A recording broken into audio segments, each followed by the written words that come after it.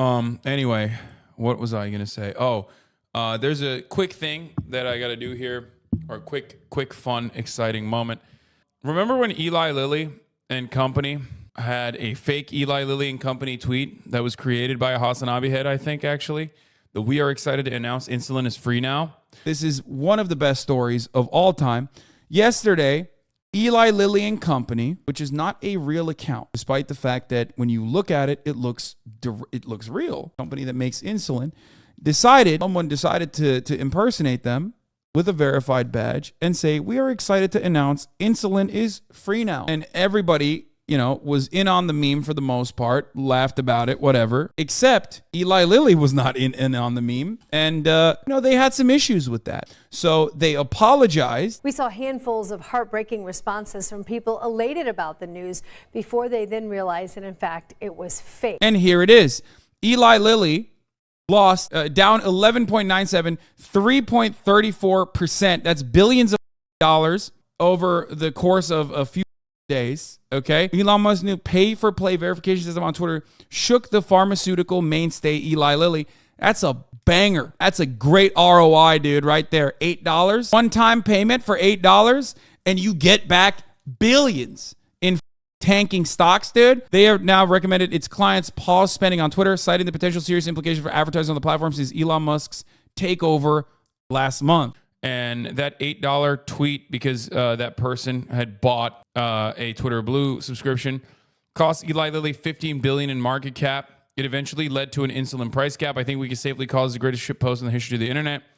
Eli Lilly will now cap the out-of-pocket cost of insulin at $35 a month, the drug maker says. There are more details on this as well, but it's only on Eli Lilly insulin. It's not on all insulin, obviously. But yes, Eli Lilly has announced that it is cutting its insulin drug prices. Drug maker Eli Lilly announcing it's cutting the list price of its most commonly prescribed, which allows the diabetics in this community to buy a $5 a month subscription with further ease, especially to avoid the top of the hour ad break. I'm a type 1 diabetic and Carl Jacobs already got me. Well, you've already subscribed to me, so doesn't seem like it matters. All right, let's take a look at the rest of it. Isn't this just all insulin under Medicare? No, that's IRA. Biden's IRA price caps all insulin under Medicare at $35.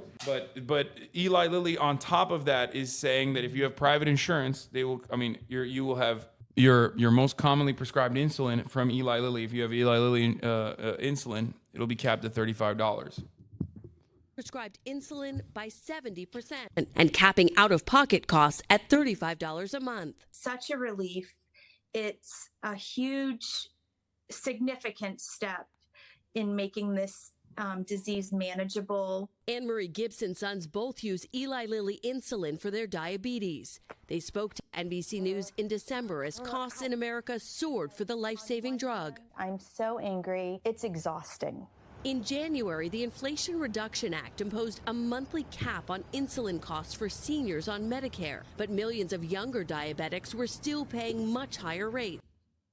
It seems like they're self-regulating to avoid actual legislation passing because there's finally some momentum in Congress for drug caps. That's probably one of the reasons for it. This is the exact same thing that Amazon did. If you recall, when Bernie Sanders wanted to do legislation that singled out Amazon, which was raise the Amazon wages to $15 act or whatever, $15 an hour act or whatever it was.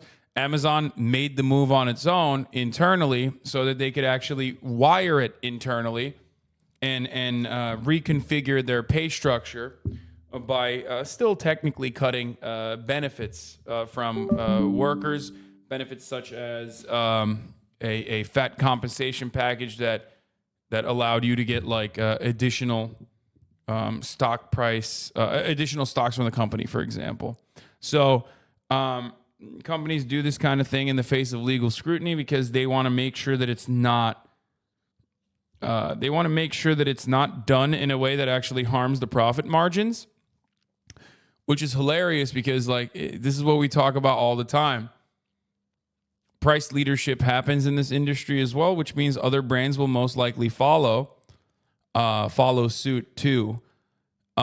But yeah, it's the government, even under the threat that the government is going to do something, corporations will turn around and take actions in their hands. Anyway, David Dayen, Interesting, he explains the delay on the list price cuts to late 2023. It's meant to fend off the inflation cap in the IRA. So in this sense, policy working beyond its narrow public mechanism and out into the private market. Correction to one part of this is actually an American Rescue Plan proposal that eliminated the cap on Medicaid drug rebates. It's not the IRA inflation policy. It's a change of the Medicaid inflation cap that was passed in 2021 as a part of the American Rescue Act and scheduled to go into effect in 2024. Part of what was used to finance the ARA. We get the implications, but materialists will help a significant portion of the country, right? Yes, it does. It is tremendous. It's incredible. It's really good. I love it. I'm a fan. Okay. You will never catch me saying that this is a bad thing. It's a good thing. And it is directly related to congressional action, as we talk about all the time. Legislators act, companies react. The move comes after years of political and Let's get more of this going. patient pressure. I think we all have heard enough about insulin affordability.